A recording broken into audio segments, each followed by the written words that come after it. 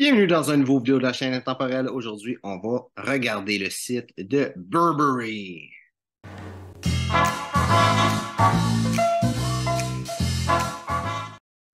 Donc, le site de Burberry, une marque qui est quand même assez connue. Je les connais beaucoup pour leurs parfums. J'ai pas de vêtements d'eux autres, mais j'ai au moins un parfum, deux. J'en ai eu plus qu'un. Je pense qu'il y en a que j'ai eu que j'ai donné, mais j'ai eu un. Donc, on va regarder.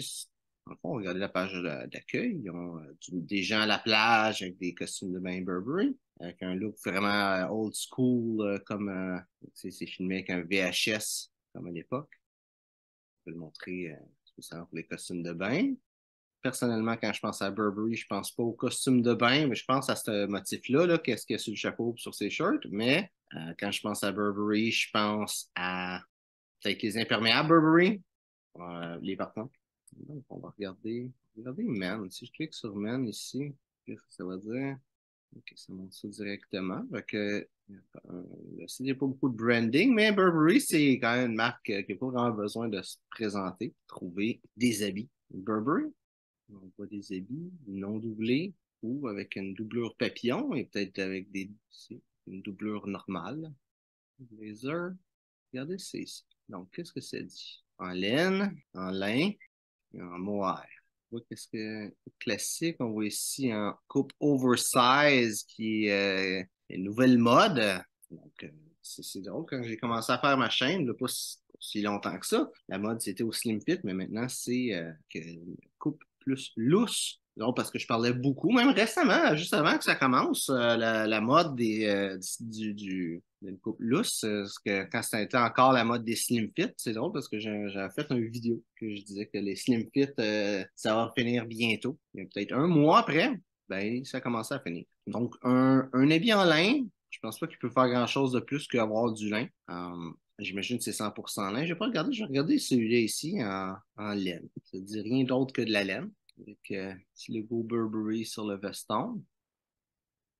C'est laine italienne. Ça ne dit pas beaucoup dessus. Peut-être plus de détails. Undercolor. Cupro. Je sais pas c'est quoi du Cupro, mais il me semble que j'ai entendu parler de ça avant, mais il me semble que c'est quelque chose de bon, mais pas dire plus que ça. C'est fait en Italie. Burberry, ça me fait penser plus à l'Angleterre qu'à l'Italie. Fait que c'est bizarre qu'il ait fait ça en Italie, mais non. La coupe, c'est les détails, c'est classique. Il n'y a rien de spécial. Je suis pas à dire que c'est fait, tu sais, c'est bien fait. Alors, du coup, laine viscose, lin moire et soie. C'est pas juste du lin, c'est quand même une belle qualité. Là, est-ce que c'est quelque chose qui vaut 2650 $ canadiens pour un veston, puis 1290 $ pour un pantalon? Laissez en être le juge. Mais au moins, tu sais, ils vont pas être comme Hugo Boss puis te vendre une affaire laine polyester, lin polyester ou je sais pas quoi avec un rempli de polyester puis plein de marde dedans. C'est au moins il y a de la qualité dedans le matériel qu'ils utilisent. Donc, oui, c'est cher, mais tu payes pas pour quelque chose de qualité médiocre. Pour une bonne qualité, mais c'est cher. Est-ce que tu es capable d'avoir le même genre de vêtements pour moins cher? Oui. Mais si tu aimes la marque, problème à acheter ça. Regarde ici, lining à coton, 100% coton. Je vois le boutonnage est fonctionnel. Ça, là, il faut faire attention. Quand que le boutonnage est fonctionnel, c'est beaucoup plus dur de raccourcir une manche parce qu'il y a des trous qui ont été faits pour les boutons. Et si tu es quelqu'un comme moi qui a tout le temps besoin de raccourcir les manches sur un veston, c'est pas un bon veston à avoir. Moi, tu vois, avoir ça, je me donnerais même pas la peine de l'essayer, ce veston-là. Donc, là, il y a le fait qu'il est cher aussi, qui donne pas le goût de l'acheter et de juste l'essayer, mais peu importe le prix, même si c'était quelque part dans une autre marque à 50 $, puis ça dit que tout est les mêmes qualités, sauf que, tu sais, ça me dit ça, que les working cuff ou que les boutonnages des manches, c'est fonctionnel, je ne m'essayerais même pas. Sinon, je vois une paire de souliers. Malheureusement, il ne montre pas la semelle avec du cuir italien. Je parlais justement à quelqu'un aujourd'hui de ça, du cuir italien. Il avait acheté je sais pas si c'est des souliers ou des bottes. Je pense qu'il y a des loafers qu'il avait acheté. On y avait dit que c'était en cuir italien. Puis il me disait, ah, ça doit être d'une belle qualité. Puis j'ai dit justement que c'est pas parce que le cuir, c'est du cuir italien Généralement, oui. C'est du cuir. Ils se sont donné la peine d'acheter un cuir qui vient d'Italie pour faire le soulier. Ils sont sûrement forcés pour le reste. Mais ça pourrait être juste un cuir italien sur le dessus, puis tout le reste, ça soit mal fait avec des mauvais matériaux. Fait que, ça veut rien dire. Des petites choses comme ça, généralement, c'est juste pour faire semblant que c'est bon. C'est sûr, à ce prix-là, je m'espérais que ça l'est. Mais tu vois, ça dit qu'il y a du polyamide puis du caoutchouc. Je ne sais pas où est-ce que ça serait, ce polyamide-là, puis ce caoutchouc. La semelle est 100% cuir. Ça, par contre, si la semelle est 100% cuir, j'ai jamais vu de semelle en cuir collée. Je pense même pas que ça se fait. Donc, ça veut dire que ça va être une semelle cousue. Si il n'arrête pas de se vanter que c'est des choses de l'Italie, je ne serais pas dire que c'est un cousu Blake, mais il n'y a rien qui me prouve ça. La semelle me semble épaisse, fait que c'est peut-être aussi un cousu Goodyear. Je ne peux pas dire plus que ça. Malheureusement, il n'en parle pas. Donc, peut juste assumer des choses avec ça. C'est ça qui est dommage.